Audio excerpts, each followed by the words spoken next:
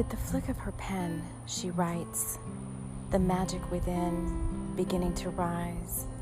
The words flow, pages unfold, the stories delight. They help you to make a smile as you take my hand. You're spirited into a dreamy land, into the story we ride, with the story spirits as our guide.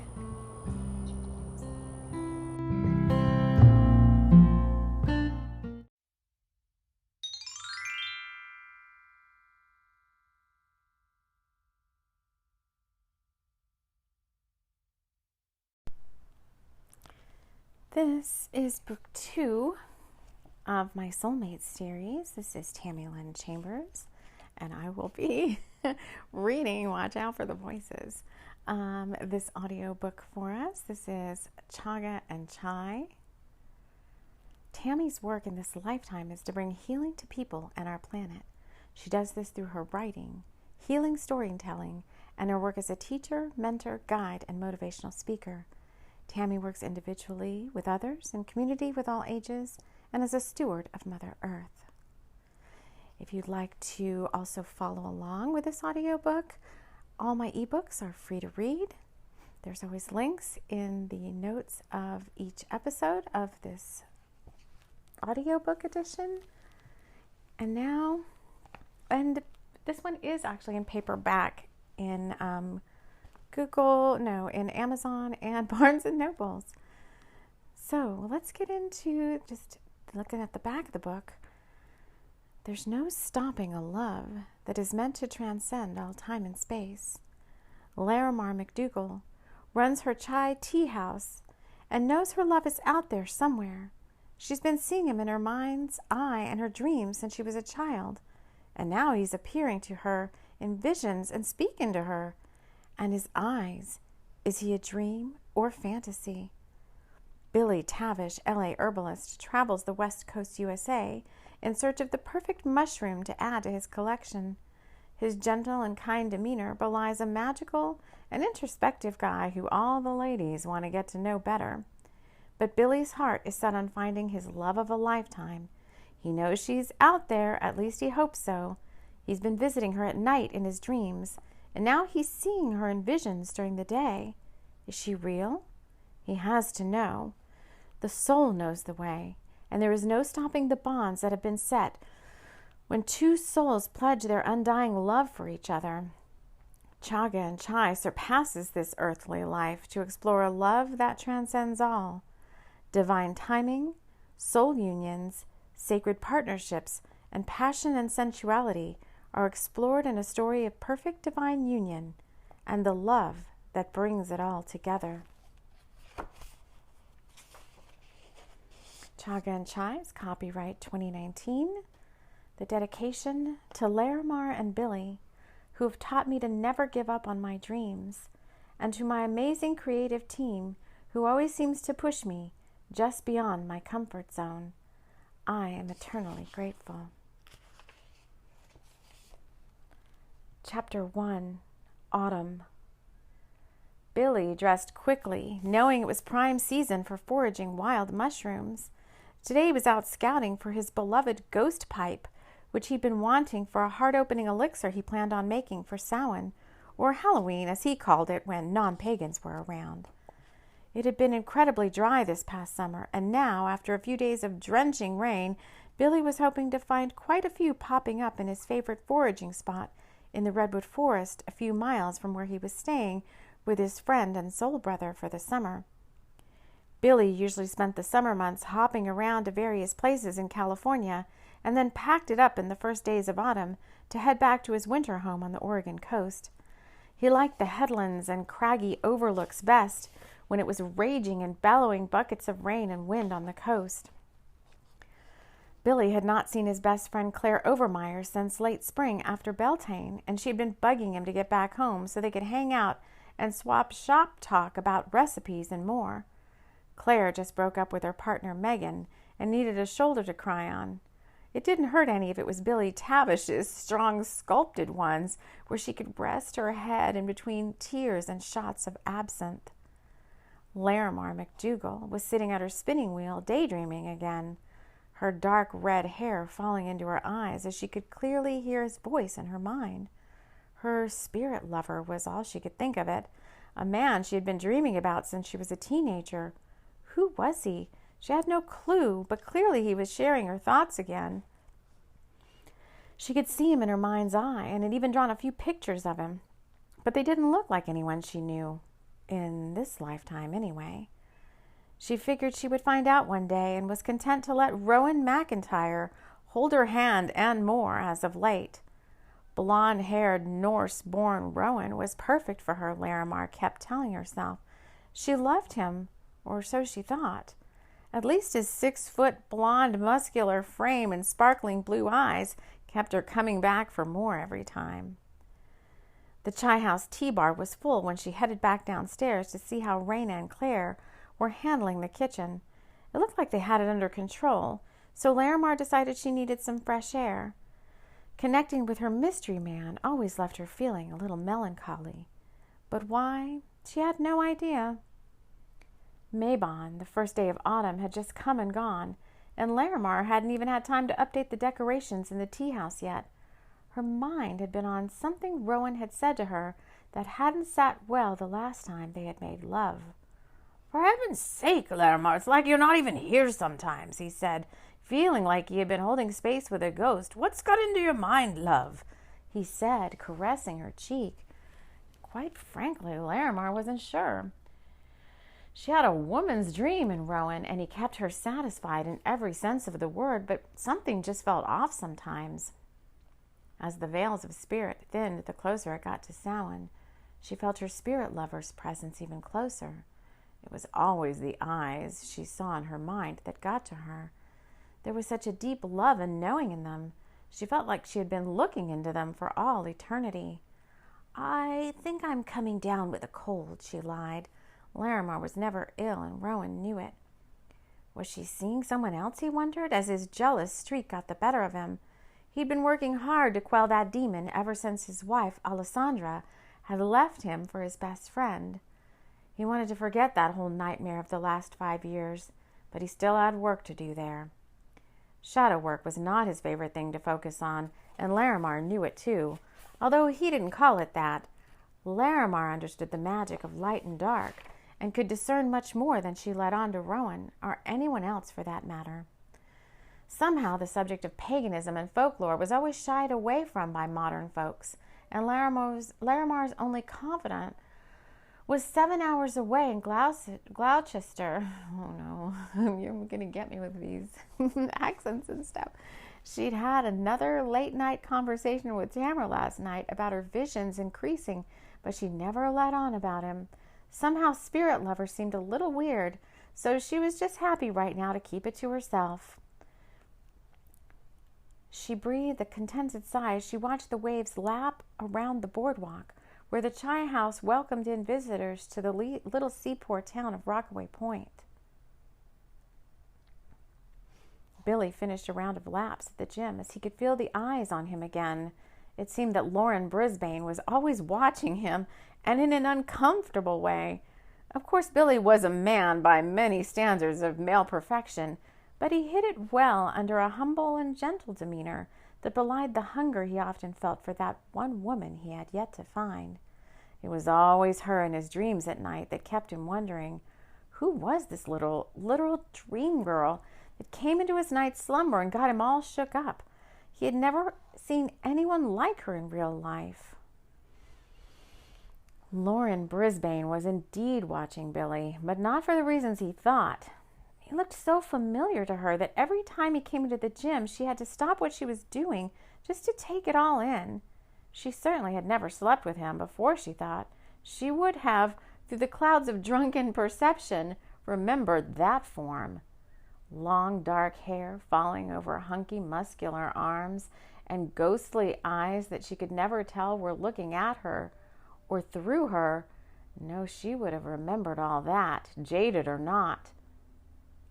Larimar brushed her hair out of her eyes as the wind picked up, and she could tell a storm was rolling in. The dark clouds over the inlet of the point looked a little angrier today than usual, and Larimar could tell that soon it would be time to put the storm shutters up on the tea house. She almost wondered if this autumn was going to be the one where she finally found out who this spirit lover was. She just had a strong feeling that he was real and really out there. But where? She couldn't have known that, she thought. There was a big, wide world out there, and this mystery needed a few more clues before it might be close to being solved. But oh, how she longed to know. Were those eyes all they seemed to be? And who lay beyond the kind and gentle feeling that always arose in her heart when they connected?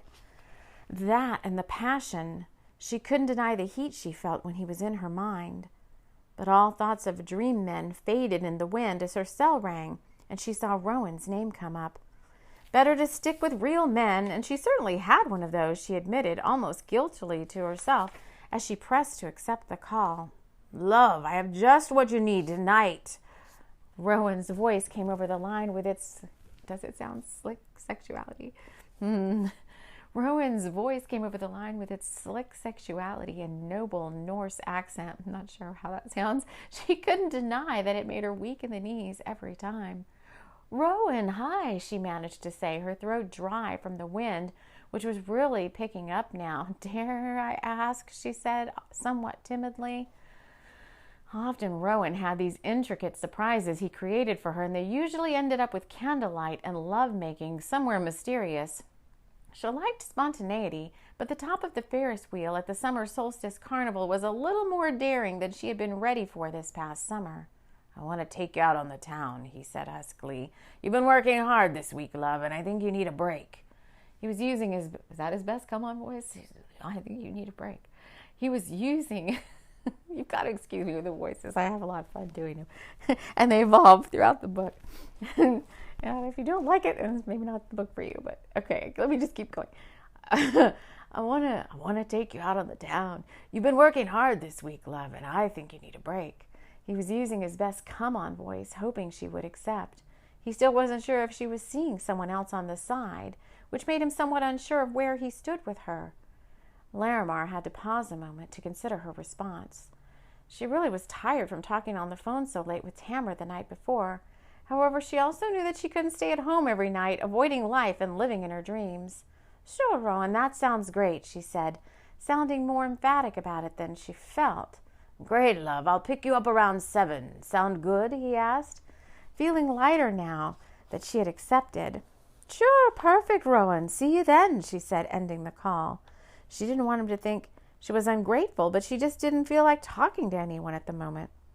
And then she felt it again, the connection so familiar yet so foreign to her. She knew instantly it was him, but how could he be doing this? Was he a spirit? Was he a real person on some common telepathic wavelength? Whenever she asked her, it sounded like wavelength. Whenever she asked her guides, they always just told her that soon she would have all the answers. But soon had been 20 years now, and she was beginning to doubt the validity of the message. Wow, 20 years, or at least her own psychic senses. We do audiobooks different here at TLC for the Soul. So if you don't like some commentary every now and then, there we go. There it was. There it was, though. There was no mistaking his presence in her mind and thoughts. It was like an instantaneous knowing, and then blip, there he was. She had never experienced anything like it before. And then she saw them in her mind's eye, his eyes, so mesmerizing and deep. She felt like he was looking right through her. Clues.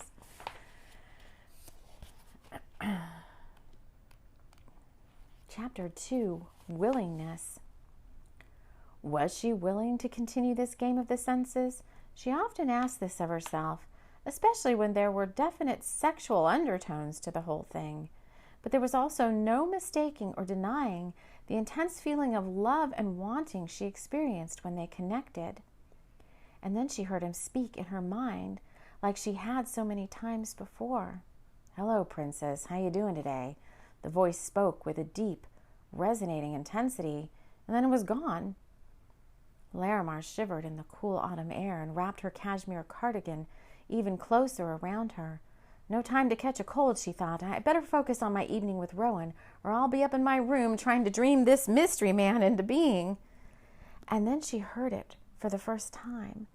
The word Billy was spoken very clearly into her psyche, and it sounded as if a voice had whispered it right into her ear. Larimar was not easily spooked. Working with spirits most of her life, she knew the voice of her guardian angel when she heard it.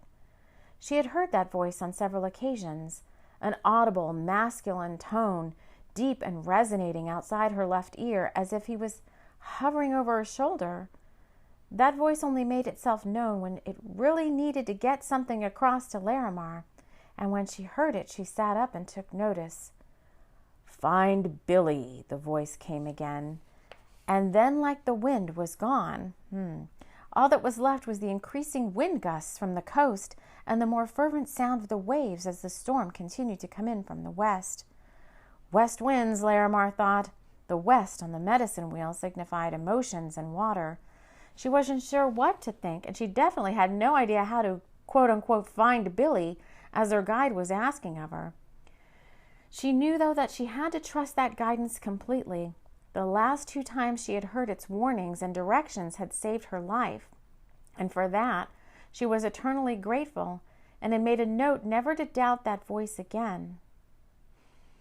At Punch, the local fitness boutique a few miles from where Billy was staying for the next few days of his summer vacation, he was methodically pounding away at a literal punching bag.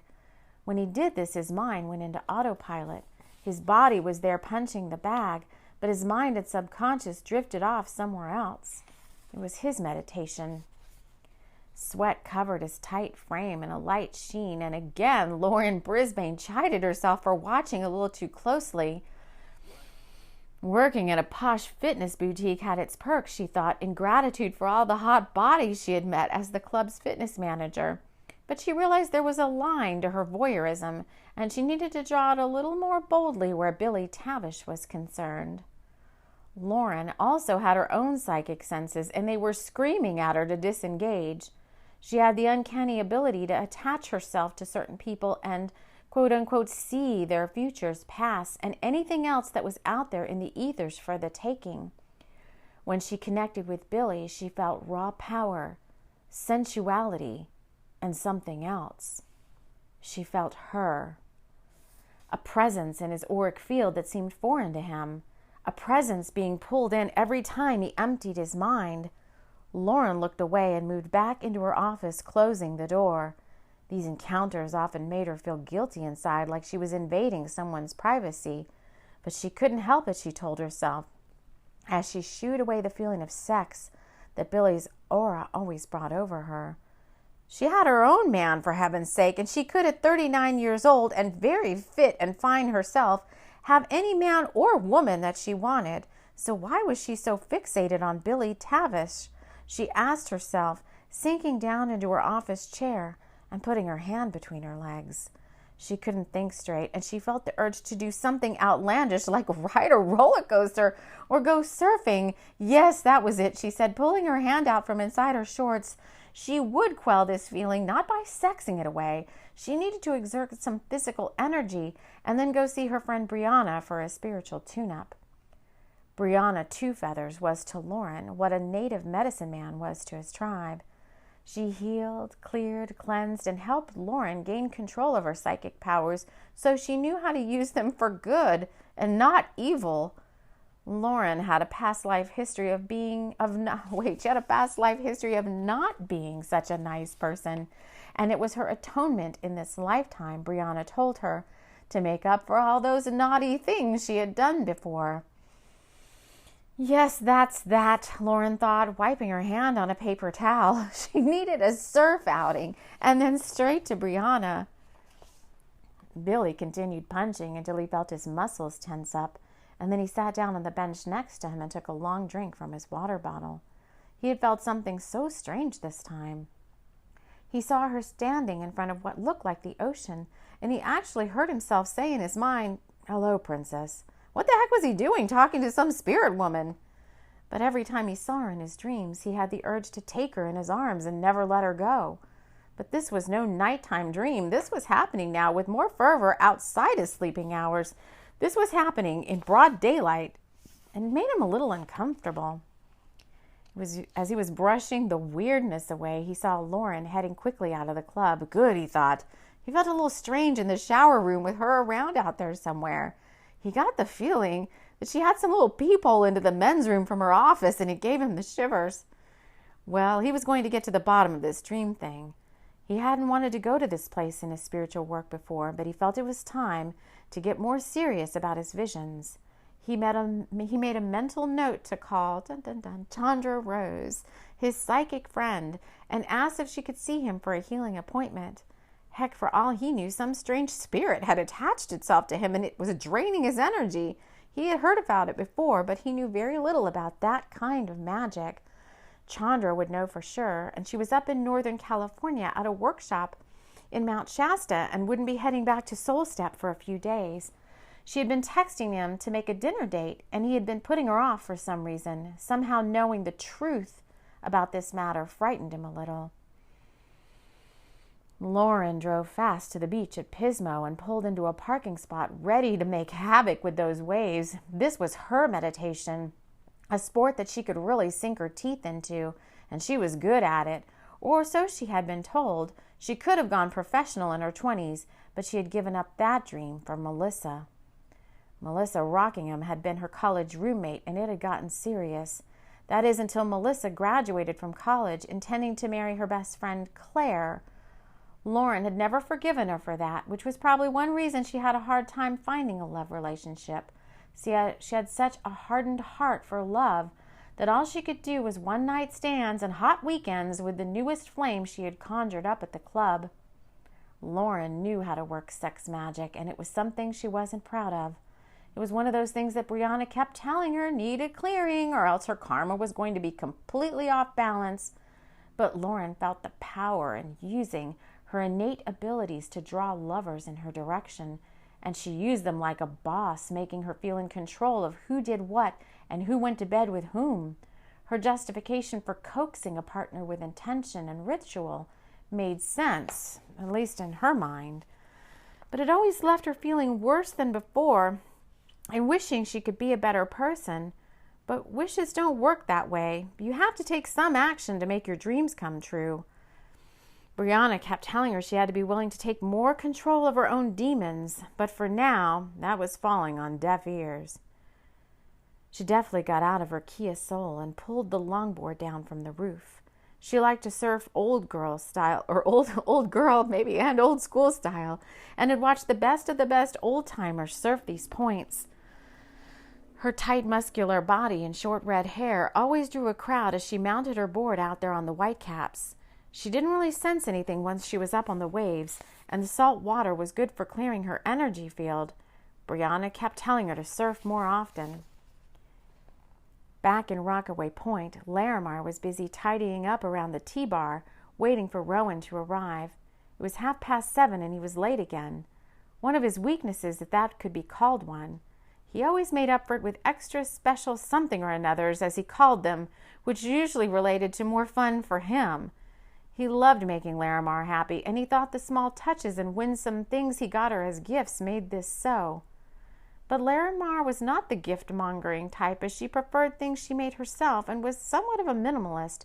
She always managed to pawn off the gifts to one of the girls at the shop. Somehow G-string teddies and edible underwear were just not her style, and she was always quick to chide Rowan on his taste in women's accoutrements. She wondered who his previous lover had been and hoped she wasn't a stripper. Larimar thought she was a good girl, as her mother had always projected on her. But once, just once, Larimar longed to be the bad girl.